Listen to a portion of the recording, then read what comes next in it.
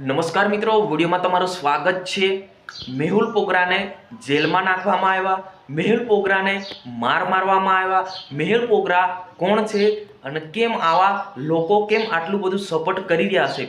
નમસ્કાર મિત્રો, વિડીયોમાં તમારું સ્વાગત છે। હું છું શૈલેષ ભીલ, તમે જોઈ રહ્યા છો ઈકે ચેનલ।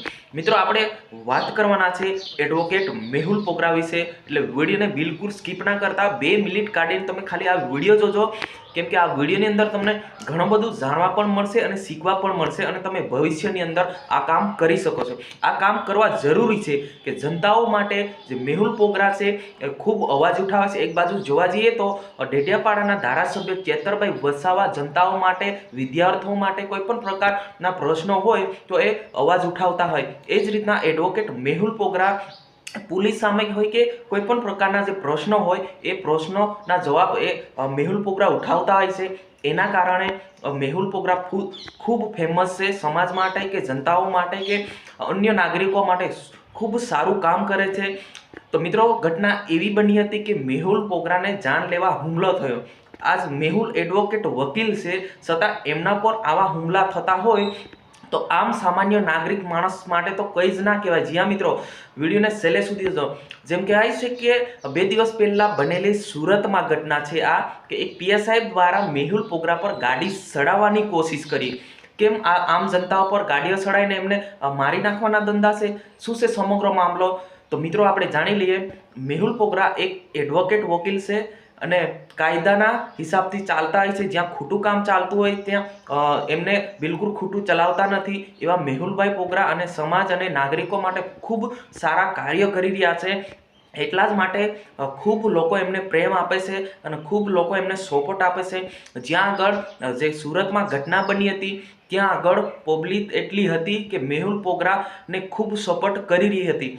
જેમ કહેવાય છે કે મેહુલ પોગરા એમના કામ માટે જઈ રહ્યા હતા ત્યારે એક કાળા કાચવાળી એક બ્લેક સ્વિફ્ટ ગાડી દેખાઈ।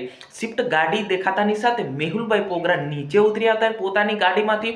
પછી નીચે ઉતર્યા પછી અને જે સ્વિફ્ટ ગાડી હતી એમની આગળ ગયા અને જે અંદર જે પીએસ સાહેબ હતા એમને ઉતરવાનું કીધું। તો પીએસ સાહેબ થોડી વાર ગાડીમાંથી ઉતર્યા પછી પીએસ સાહેબે ડાયરેક્ટ આવીને એમને મારવાની ધમકી આપી અને મારવા લાગ્યા, હુમલો કરવા લાગ્યા। વિડીયોની અંદર તમે પહેલા પણ જોઈ લીધું હશે અને ઘણા બધા વિડીયો વાયરલ પણ થાય છે।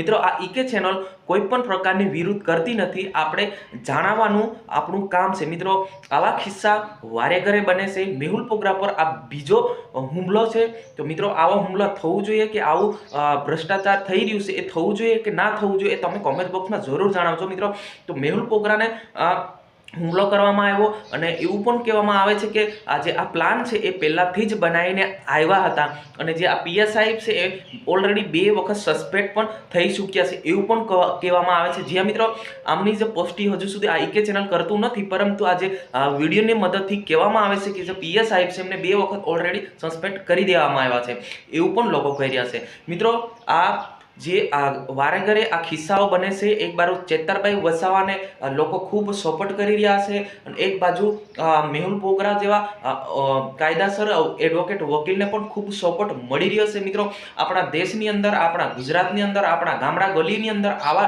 વ્યક્તિને ખૂબ જરૂર છે। તો મિત્રો, આવા લોકોને ખૂબ સપોર્ટ આપવું જોઈએ અને જે ભ્રષ્ટાચાર કરી રહ્યા છે, જે અન્યને ખરાબ કામ કરી રહ્યા છે એમને ખરાબ ના કામ કરવા દેવું જોઈએ। કેમ કે મેહુલ પોગરા એમ ચેતરભાઈ વસાવા જે આ 2 વ્યક્તિઓ છે એ ખૂબ સારું કામ કરી રહ્યા છે। તો મિત્રો, તમે કોને સપોર્ટ કરી રહ્યા છે કોમેન્ટ બોક્સમાં અવશ્ય જણાવજો અને જાણકારી કેવી લાગી એ પણ તમારે કોમેન્ટ બોક્સમાં જણાવવાનું છે। જય હિન્દ।